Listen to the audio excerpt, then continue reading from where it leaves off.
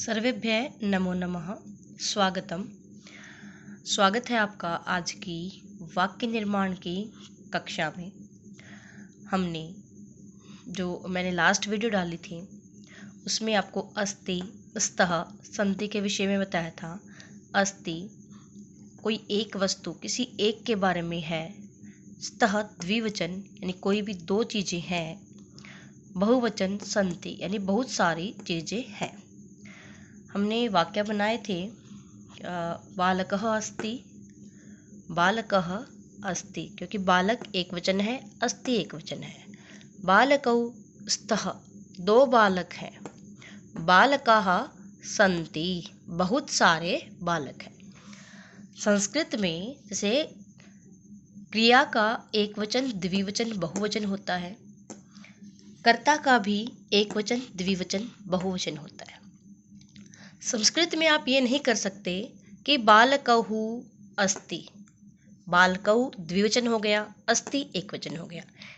एक वचन का कर्ता होगा तभी एक वचन की क्रिया का प्रयोग होगा, ठीक है। द्विवचन का कर्ता है तो क्रिया भी द्विवचन की है, बहुवचन करता है तो क्रिया भी बहुवचन की है। अब यहाँ कुछ शब्द हैं, जैसे मैंने लास्ट वीडियो में बताया था कि मैंने पुल्लिंग शब्दों को लिया है, पुल्लिंग भी अकारांत अह जिसके अंत में हमने वाक्य भी बनाए थे। बालकः, बालकौ, बालकाः। एक हमने किया था सह तौ ते, सह वह तौ वे दो, ते वे सब।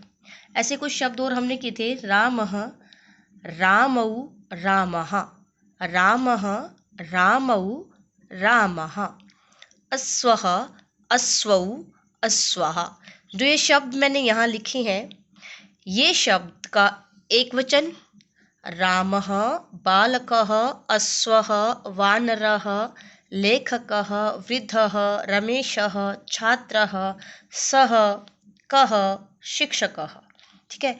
अगर इन शब्दों के हम द्विवचन बनाने चलेंगे तो बालकौ, बालकः, बालकौ के जैसे द्विवचन और बालकः के जैसे बहुवचन हमारे बन जाएंगे, ठीक है। जैसे रामः, रामौ, रामः, अश्वः, अश्वौ, अश्वः, वानरः, वानरौ, वानराः, लेखकः, लेखकौ, लेखकाः, वृद्धः, वृद्धौ, वृद्धाः, रमेशः, रमेशौ, रमेशाः, छात्रः, छात्रौ, छात्राः।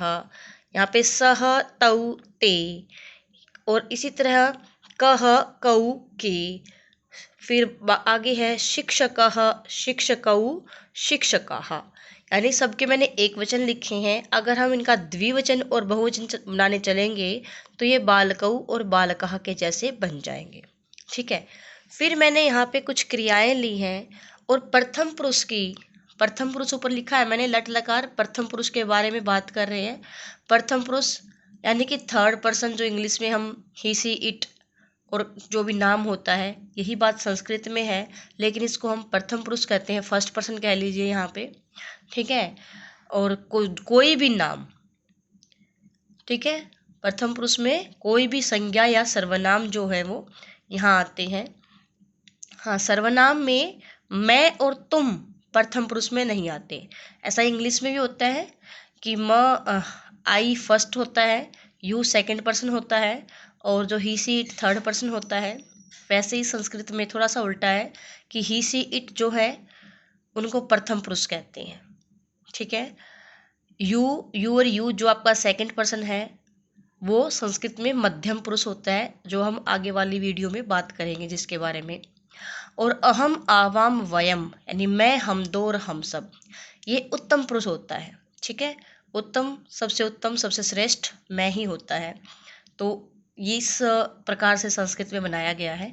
तो हम ये थर्ड पर्सन यानी प्रथम पुरुष के बारे में बात करेंगे। ये इंग्लिश का थर्ड पर्सन है और संस्कृत का ये प्रथम पुरुष होता है। प्रथम पुरुष के साथ प्रथम पुरुष की क्रिया होएगी, और क्रिया भी कैसे होएगी? एक वचन, द्विवचन, बहुवचन। पठ धातु ली है। पठ का मीनिंग सभी जानते हैं, पढ़ना। पठ का मीनिंग क्या होता है? पढ़ना। और रूप चलते हैं पठति, पठतः, पठन्ति। गच्छ, गच्छ का मीनिंग होता है जाना, किसी स्थान पर जाना। गच्छति, गच्छतः, गच्छन्ति। खादति, खाना, खादतः, खादन्ति। एक खाता है, दो खाते हैं, बहुत सारे खाते हैं। लिखति, लिखना, लिखतः, लिखन्ति।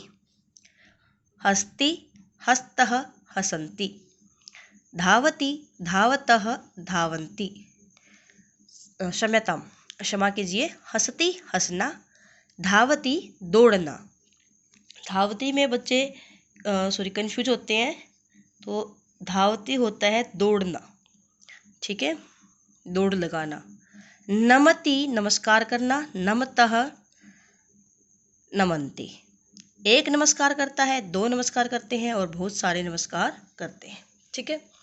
यहाँ पे हम वाक्य बनाने पे आएंगे।